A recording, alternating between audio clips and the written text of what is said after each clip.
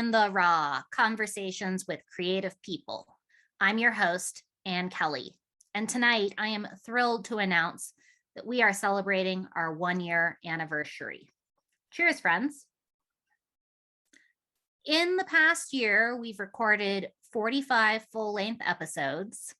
You've only seen 38 of them so far, as well as a few YouTube shorts and a little something that organically grew out of the full-length episodes, Art in the Raw, in the Wild. So there's a lot to look forward to next year.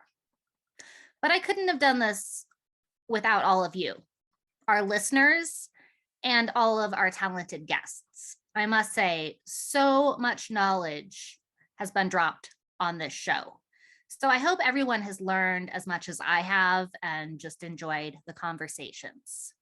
So tonight, I thought we should maybe just take a look back at some of the highlights from the past episodes. But more than anything, I just wanted to express gratitude to everybody who's collaborated on this project. When I started a year ago, I wasn't exactly certain where all of this was going to go. What I did know is that I'm very lucky to know so many creative and amazing people, and I really wanted to have a way to introduce those people to a larger audience. So that was kind of the initial idea. And I started with close friends, and in the process of making the show, have reached out to people I had not met in the real world, and in return have made some amazing new friends. But really, the overall goal of the show was to keep everybody connected and inspired. So if you're not following the Instagram page, that's another way to get little doses throughout the week. And if we haven't met, comment below. I'd love to know who you are. And if anybody has anything that they would really like to learn about, I would love to know what that is, because I would love to address it. I'm excited to take this into year 2. So I hope you enjoy these highlights. Thanks for being part of the journey. Cheers.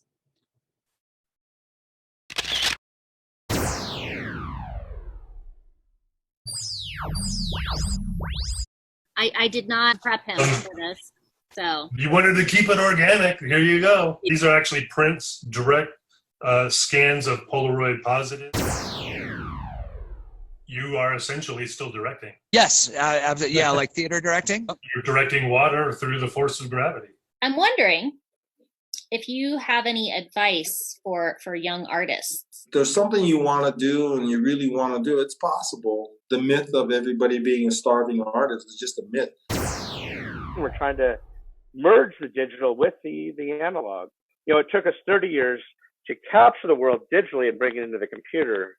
And I think it's the next 20 years of bringing the digital out into our world. It's almost a telepathic kind of thing, especially jazz, because you're playing, it's instinctual. Once you learn the information, you take that information and you talk. You don't use words, you use colors and situations to identify mood or support. If I knew what I know now, I would have come to Europe for my master's program. We're going to talk about bonsai tonight, which is basically living art. Great description. I paint murals mostly on windows, on walls, on stucco, doors, gates, basically anything that's not canvas. And that's my favorite thing about folk art, is that it's decorative. It's on something functional usually. Urban art promotes art and the artists. I'm not talking about tagging. Okay, I'm talking about art. My intention was to know the story. Just a part of me that is inseparable. And it's not even the photographing itself, it's the observation. And the cemetery itself tells a story. You know, I went to see my grandfather after 25 years or so. I got him flowers. I took a photo of his niche and it just came out black. The only photo of my whole thing just came out black. I don't know why. Maybe because you're supposed to go back. Do you have any advice for other people that might be wanting to start their own small businesses? I think number one for me is completely letting go of how I'm going to make money. And just knowing that whatever creativity we have, if we stick with it, it's going to go somewhere. If you love doing it, you're going to be successful, period. So many outlets with architecture. It's kind of where art meets engineering. They say if you can design one thing, you can design anything. So if you know how to think about the way things work, whether it even be like, you can think of a building as a website. If you don't get caught up in the numbers and the weirdness of it, it all translates. My first actual vision of what a book that I would put out would look like. And I wanted it to be a hard stock and printed well in the middle, but I wanted it surrounded by something kind of that you would throw in your pocket. I wanted it to be something like me, like where I have this little book that I keep all my Polaroids in when I'm traveling, and I keep it in my jacket pocket or whatever, and they get bent. And I wanted it to feel like if you didn't know any better and you were out in backpacking or were doing whatever and you took out that book, those are your photos, right?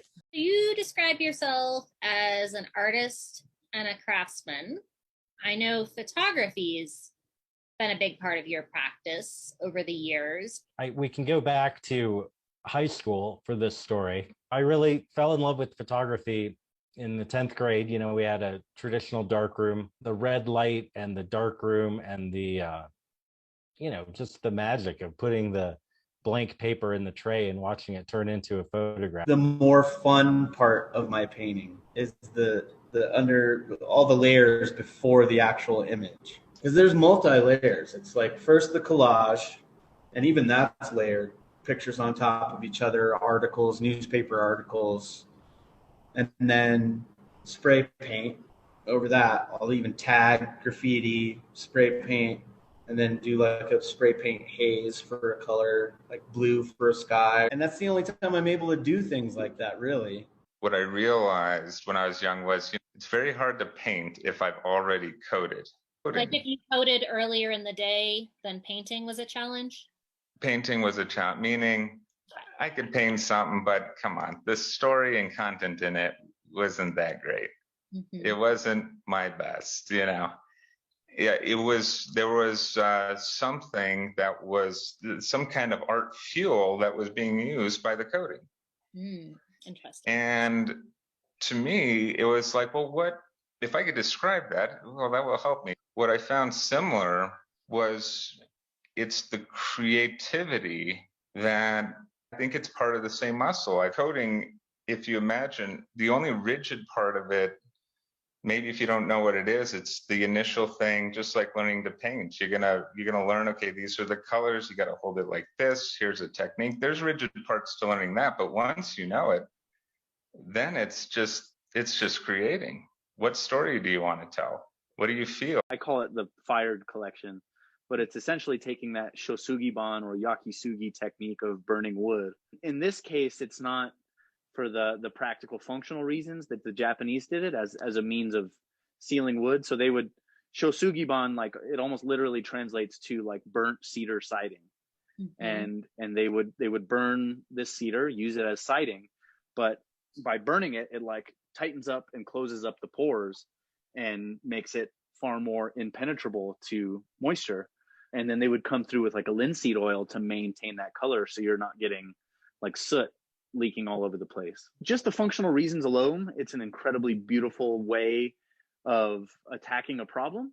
You're known for your jewelry, but you also recently started a home goods collection. And I know in the past you'd made furniture. It started actually with lighting. I got a bachelor's in architecture, and I made my first light fixture in the School of Architecture. I don't react to disappointment in the same way a lot of people I know do. I get sort of fired up by being said no to. So when you moved to New York, how long did it end up taking? Probably about 5 months of no work, and then ended up getting like a dream job offer, but it was only for like a part-time thing.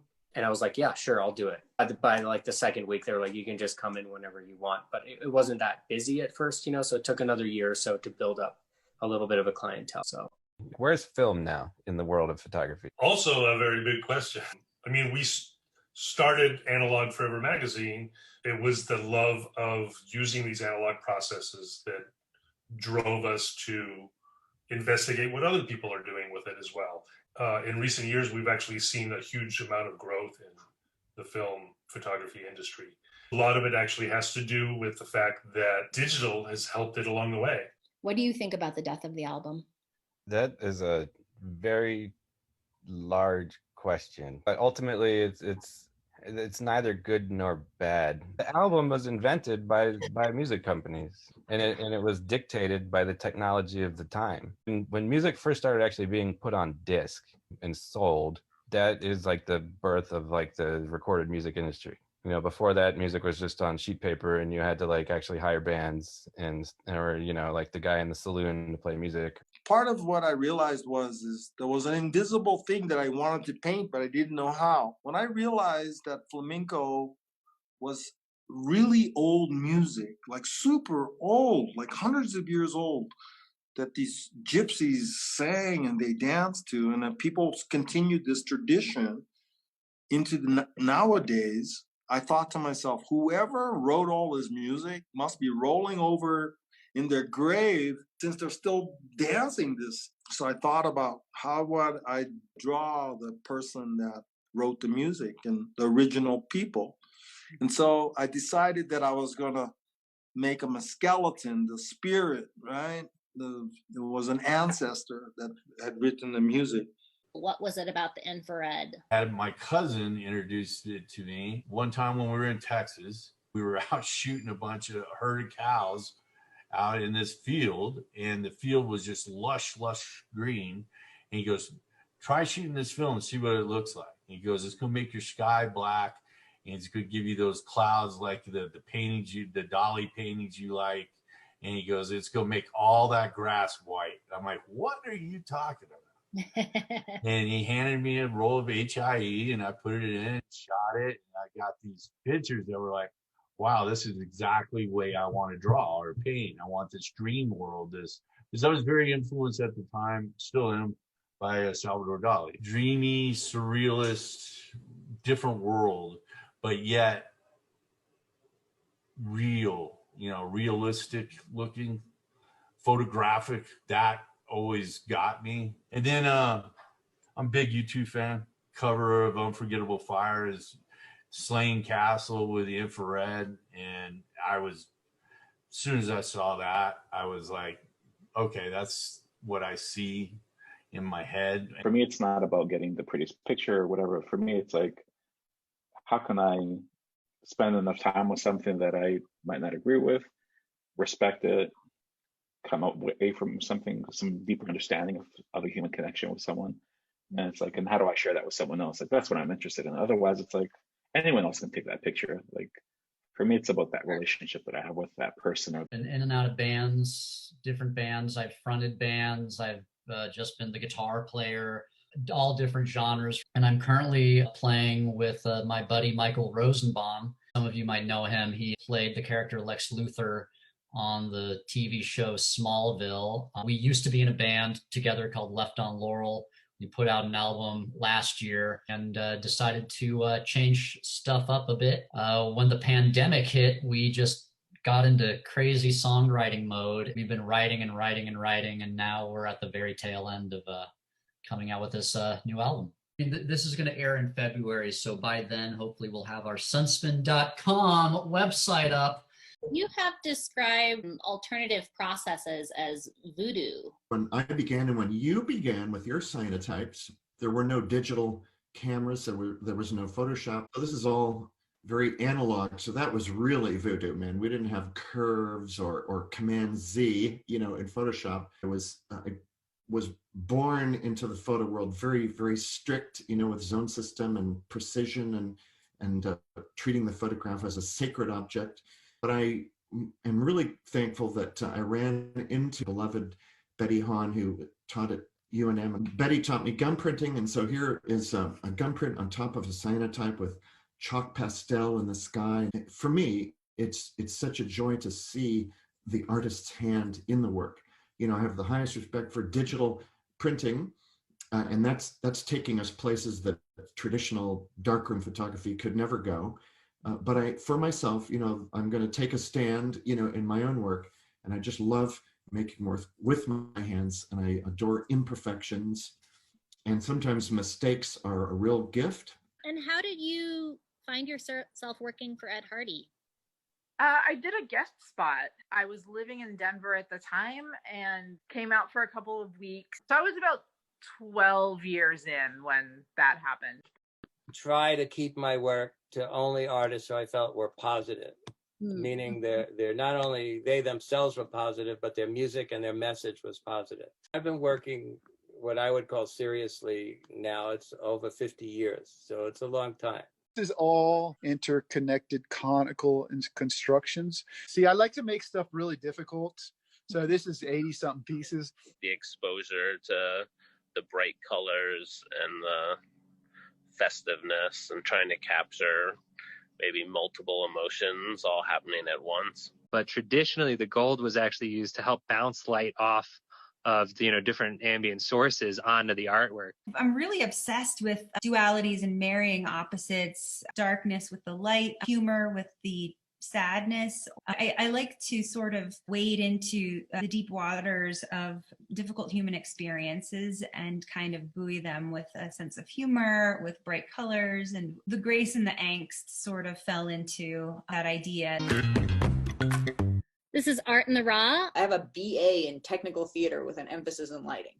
You have continued to work in that field. 17 years in professional lighting. I have to coat them in epoxy to stop the oxidation. What actually does happen? First piece I ever did with the black, and I actually still have it. One of the things that kind of messes with your brain when you make these things, it doesn't just go to black, it first gets richer. For really any art making, it's where do you stop?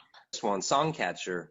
It's a whale flying or floating or swimming in a bed of succulents, kind of an ode to my creativity and creativity in general and the muses in general. I think as a spirit animal, I think one of the things they say about whales is it's finding your voice, finding your song, finding your inspiration. I'm one of the few tattooers that actually still uses pencil and paper to make my stencils, but I just can't let go of just the smell of the graphite. I'm all about that. And I also collect all of my handmade stencils. I have thousands of them. What we know is DJing now is very much together, but like all these different things were happening independent of each other, and they kind of all grew together into like what you would call kind of like the larger world of DJing now. And you take something like hip hop, which was really coming up in the late 70s.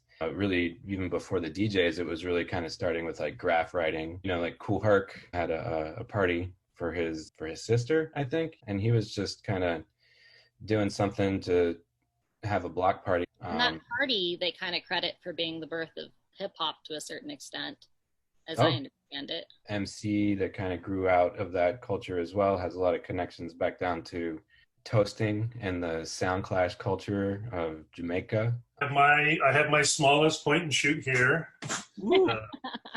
It's a Graflex Crown Graphic outfitted with a Polaroid back. Is that what's referred to as a press camera?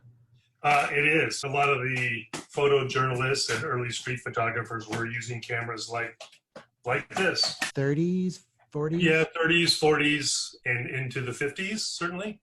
There's a guy by the name of Ouija who kind of made this camera famous. He did like actual like street photography, like out on the block and out on the block. Yeah, crime scenes. I collect weird cameras. See, this is the Smarties candy, and it takes a 110 film. This is the Velveeta cream macaroni and cheese camera. I love that. I'll be here on your shores making castles. Don't you agree how quickly time passes?